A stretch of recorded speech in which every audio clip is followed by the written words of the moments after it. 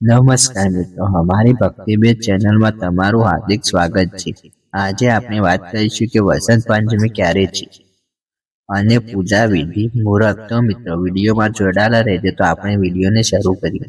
નમસ્કાર પ્રિય શ્રોતાઓ, આજના આ પાવન અવસરમાં આપણે એક એવા પર્વની વાત કરવા જઈ રહ્યા છીએ જે જીવનમાં જ્ઞાન, બુદ્ધિ, વિદ્યા અને પ્રકાશના સંસ્કારનો ફેલાવો છે.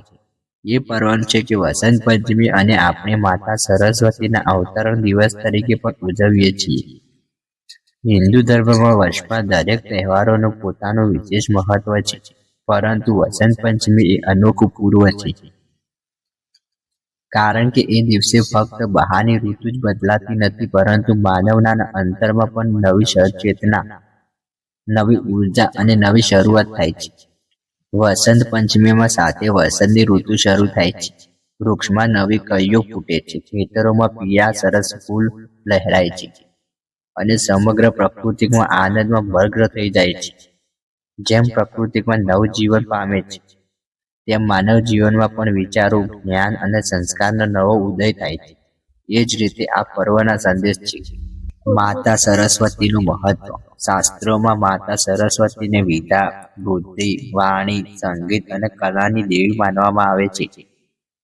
એમની કૃપા વિજ્ઞાન અધૂરું છે, બુદ્ધિ અટકે છે અને વાણી નિર્થક બની જાય છે. આ કારણે વસંત પંચમીના દિવસે વિદ્યાર્થીઓ પોતાના પુસ્તકો, કલમ, જ્ઞાનયંત્ર અને અભ્યાસ સાધનોની પૂજા કરે છે. બાળકો માટે આ દિવસે અક્ષરાભ્યાસ એટલે કે પ્રથમવાર લખાણની શરૂઆત કરવાનો સૌથી શુભ દિવસ માનવામાં આવે છે. શાસ્ત્રમાં કહેવાયું છે કે જે બાળક વસંત પંચમીના દિવસે માતા સરસ્વતીની પૂજા કરીને અક્ષરો લખે છે, એના જીવનમાં અભ્યાસમાં રસ, સ્મરણમાં શક્તિ, સમજણ, સંસ્કાર અને સ્વાભાવિક રીતે વિકસે છે. આ દિવસે માત્ર બાળકો માટે નહીં, પરંતુ દરેક વ્યક્તિ માટે નવી શરૂઆત કરવાનો દિવસ છે.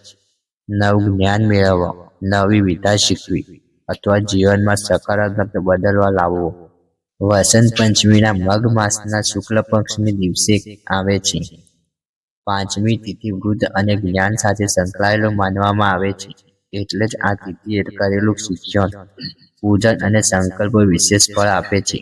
વસંત પંચમીના દિવસે પીળા વસ્ત્ર પહેરવાની પરંપરા પીળો રંગ જ્ઞાન, આનંદ, ઉર્જા, સમૃદ્ધિ અને પ્રતીક છે. માતા સરસ્વતીને પીળા ફૂલ, પીળી મીઠાઈ અને પીળા વસ્ત્ર અર્પણ કરીને આપણે જીવનમાં અજ્ઞાનના અંધકારને દૂર કરવા માટે પ્રાર્થના કરીએ છીએ. પ્રિય ભાઈઓ અને બહેનો, વસંત પંચમીમાં માત્ર એક તહેવાર નથી, એક ચેતનના ઉત્સવ છે. એ એક વિચારનો ઉત્સવ છે, અને એ એક વિદ્યા પ્રત્યે કૃતજ્ઞ જ્ઞાન વ્યક્ત કરવાનો દિવસ છે. આજના દિવસે આપણે સૌ માતા સરસ્વતીને પ્રાર્થના કરીએ કે અમને અચ્છ જ્ઞાનને માર્ગ બતાવો, અમારી બુદ્ધિને શુદ્ધ કરો અને જીવનમાં સદ્ગુણનો ભરપૂર બનાવો. આ ભાવના સાથે આવશો આગળના આપણે વસંત પંચમીની પૂજા વિધિ, શુભ મુહૂર્ત અને અક્ષરામયનું મહત્વ વિશે જાણીશું. વસંત પંચમી એ માત્ર એક તહેવાર નથી, પરંતુ જ્ઞાન, સંસ્કાર અને નવી શરૂઆતનો પવિત્ર દિવસ છે. આ દિવસે માતા સરસ્વતીની આરાધના કરીને આપણે જીવનમાં વિદ્યા, વૃદ્ધિ અને સુવિચાર મેળવવાની પ્રાર્થના કરીએ છીએ. વસંત પંચમીના દિવસે સવારનો સમય ખાસ કરીને ખૂબ શુભ માનવામાં આવે છે. સૂર્યોદય પછી મધ્યાહન સુધીનો સમય સરસ્વતીની પૂજા, અક્ષરાભ્યાસ, નવી કાર્યની શરૂઆત માટે ઉત્તમ ગણવાય છે. શાસ્ત્રોમાં અનુસાર આ સમય દરમિયાન કરેલી પૂજા અને સંકલ્પ દીર્ઘકાળ સુધી શુભ માનવામાં ફળ આપે છે. વિદ્યાર્થીઓ, કલાકારો, સંગીતકારો અને શિક્ષકો માટે આ દિવસ વિશેષ મહત્વનો છે. ચાલો હવે જાણીએ કે વસંત પંચમીના દિવસે માતા સરસ્વતીની પૂજા કેવી રીતે કરવી. સવારમાં સ્નાન કરીને સ્વચ્છ કપડાં અથવા સફેદ વસ્ત્ર પહેરો. ઘરમાં પૂજા સ્નાન સાફ કરો. મનને શુદ્ધ ભાવથી અને શ્રદ્ધા રાખો. માતા સરસ્વતીની મૂર્તિ અથવા તસવીર પાટલા પર સ્થાપના કરો. નીચે પીળું કપડું પાથરો. માતાના ચરણોમાં ફૂલ ચઢાવો. પીળા ફૂલ, ચંદન, કુમકુમ, હળદર, ધૂપ, દીવો, ફળ, મીઠાઈ, ખીર, લાડુ પુસ્તકો, કલમ, વાઘયંત્ર, દીવો અને ધૂપ પ્રગટાવો. માતાને ચંદન અથવા ફૂલ અર્પણ કરો. મંત્રનો જાપ કરો. ઓમ એ સરસ્વતીયાય નમઃ. પુસ્તકો અથવા અભ્યાસ સામગ્રી માતા આગળ પ્રાર્થનાને રાખો. ભોગ અર્પણ કરો. આરતી કરીને પ્રસાદ વિતરણ કરો. આ રીતે કરેલી પૂજા જીવનમાં જ્ઞાનનો પ્રકાશ ફેલાવે છે. વસંત પંચમીનો સૌથી વિશેષ ભાગ છે અક્ષરામૃત. અક્ષરામૃત એટલે કે બાળકનો પ્રથમ વાર લખવું, વાંચવું, વિદ્યા તરફ આગળ વધવું. આ દિવસે બાળકને જીવનમાં વિદ્યારંભનો પાયો નાખે છે.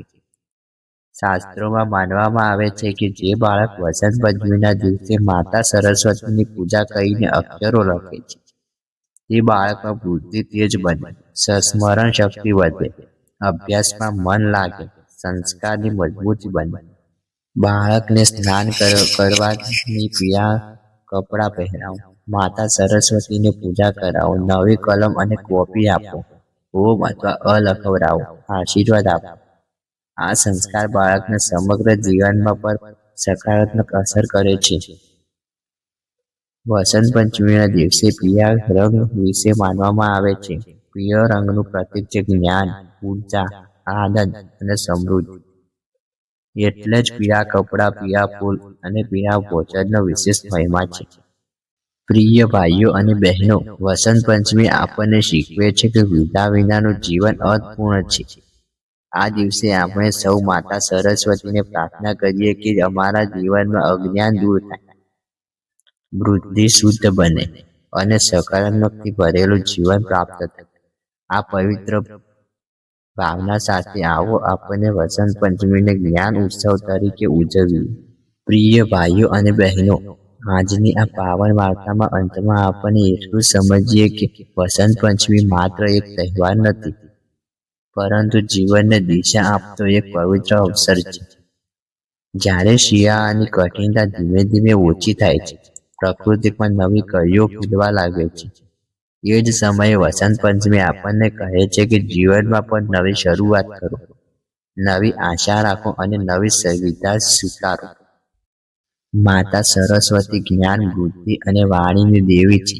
તેમની કૃપા વિના શિક્ષણ અધૂરું છે, વિચાર ભટકે છે અને જીવનમાં અંધકારમાં અટકવાઈ જાય છે. આથી વસંત પંચમીના દિવસે સરસ્વતીની પૂજા, શુભ મુહૂર્તની આરાધના, અક્ષરામૃત જેવી સંસ્કાર, આ બધું જીવનને ઉજાસ તરફ લઈ જાય છે. અભ્યાસ જીવનનો મજબૂત પાયો. પ્રિય મિત્રો, બાળકને જ્યારે પહેલીવાર કલમ પકડે છે, એ ક્ષય માત્ર લખવાથી નથી, એ ક્ષય છે જીવનની દિશા નક્કી કરવાની. વસંત પંચમીના દિવસે કરેલું અક્ષરામય બાળક માટે જ્ઞાન, પ્રેમી, શીર્ષ, સંસ્કાર, આત્મવિશ્વાસ ઉમેરે છે. એટલે જ આપણે શાસ્ત્રમાં કહેવામાં આવ્યું છે કે વિદ્યાસવ જેટલું શુભ એટલું જીવનમાં ઉજ્જવળ બને.